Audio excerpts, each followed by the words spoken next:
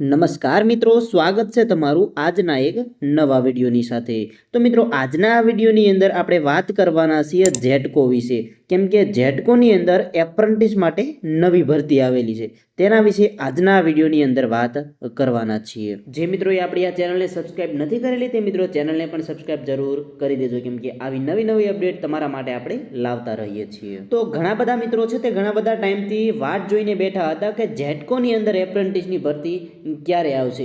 તો જે મિત્રોએ આઈટીઆઈ કરેલું છે, જેની અંદર વાયરમેન હોય કે પછી ઇલેક્ટ્રિશિયન હોય, તેમના માટે છે તે આ ભરતીની અંદર ભાગ લઈ શકાય છે। પણ તે પહેલાં જે મિત્રોએ રોજગાર કચેરીમાં નામ નોંધણી કરેલી છે તેમને છે તે પ્રાયોરિટી આપવામાં આવે છે, કેમ કે તેમના ઘરે છે તે આ પ્રકારના લેટર આવે છે। જ્યારે પણ જેટકોની અંદર અથવા તો કોઈ પણ કંપનીની અંદર એપ્રેન્ટિસની ભરતી આવે છે ત્યારે આ પ્રકારના લેટર તમારે ઘરે આવતા હોય છે। હવે મિત્રો, આ લેટરની અંદર શું માહિતી આપેલી છે તે પણ એકવાર જોઈ લઈએ। તો વિષયની અંદર આપેલું છે કે apprentice lineman pole climbing test બાબત તમારે પોલ ચડવા જવાનું છે, તેના માટેની આ તમને નોટિસ આપેલી છે। અહીંયા તમને તારીખ સાથે બધી જ વિગતો આપેલી છે। તેની અંદર તારીખ 16/4/2026ના રોજ છે તે સવારે 8 કલાકે તમારે છે તે ત્યાં પહોંચવાનું રહેશે। 8 થી 2 સુધીનો તમને સમય આપેલો છે। ત્યારબાદ નીચે તમને તમારું એડ્રેસ પણ આપેલું હશે, બધાને અલગ અલગ એડ્રેસ હશે, તે રીતે તમારે જવાનું રહેશે। અને હા, સાથે તમારી સાથે જેટલા પણ ડોક્યુમેન્ટ હોય તે બધા લઈ જવાના છે। અહીંયા તમને ડોક્યુમેન્ટની વિગત પણ આપેલી છે, તે પણ આપણે એક વખત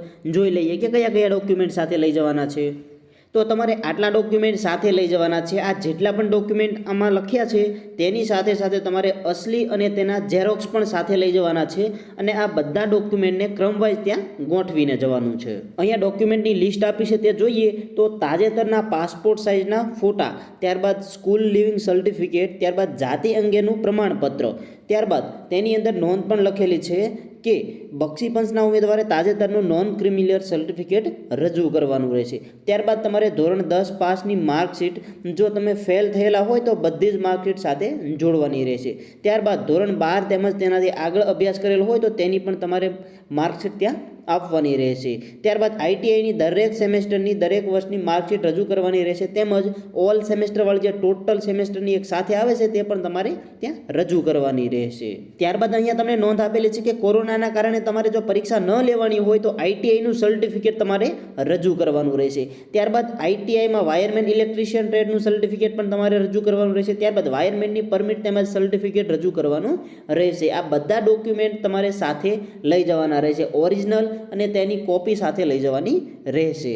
તો જે પણ મિત્રોને આ કોલ લેટર આવેલું છે તે તમામને આ તારીખ પ્રમાણે છે તે ત્યાં હાજર રહેવાનું રહેશે। અને જે મિત્રોને આ કોલ લેટર નથી આવતો તો તે છે તે રોજગાર કચેરીએ જઈ અને નામ નોંધણી કરી આવજો।